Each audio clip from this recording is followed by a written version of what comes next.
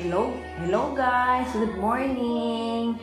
Ipakita ko sa inyo ang nilinis kong banyo dito sa baba ng bahay guys kasi wala akong magawa. Eto guys, malinis na. Doon naman tayo sa taas guys.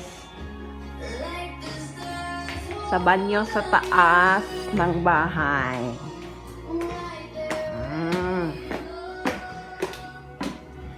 Bahay to ng anak ko guys. Yung pangalawang anak ko. Ito guys, nilinis ko kasi wala akong magawa. Parang exercise at mapawisan ako. Ito guys, malinis na. Doon naman tayo sa master's bedroom na banyo. Ito, malinis na rin. 3 banyo ang nilinis ko guys.